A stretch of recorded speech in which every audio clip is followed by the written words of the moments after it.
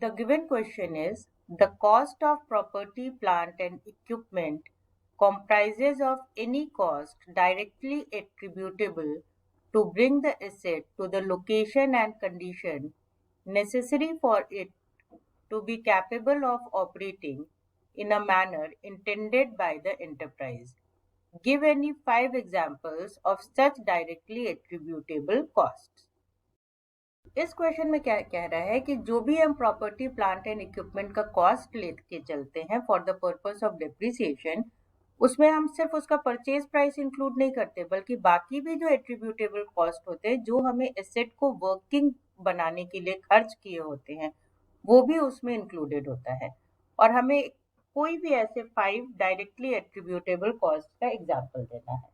तो ऐसे बहुत सारे कॉस्ट होते हैं, उसमें से 5 एग्जाम्पल्स में एक हो जाएगा जो आपका ट्रांसपोर्टेशन कॉस्ट होता है, यानी from the place of purchase उस एसेट को अपने प्लेस ऑफ यूज तक लाने का खर्च, दैट इज ट्रांसपोर्टेशन कॉस्ट। उसके बाद अगर कोई इंस्टॉलेशन या असेंबली का कॉस्ट है तो वो भी इसमें इंक्लूडेड होता है। अगर हमने किसी भी तरह की कोई प्रोफेशनल ट्रेनिंग दी है या कोई एम्प्लॉयज पे कोई ऐसा खर्च किया है तो वो भी इसमें इंक्लूडेड होता है। तो हम उसको बोलते हैं cost of employ benefit.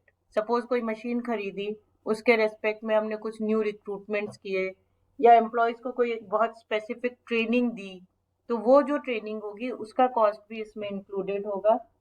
Then cost of site preparation, यानी इंस्टॉल करने के लिए जो भी हमें प्रिपरेशन करना पड़ा हो।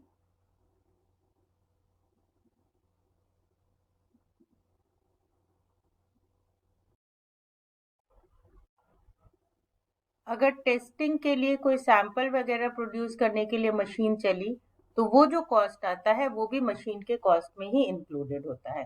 तो ये कुछ ऐसे 5 कॉस्ट्स का एग्जाम्पल है which are directly attributable cost. So hope this is clear to you.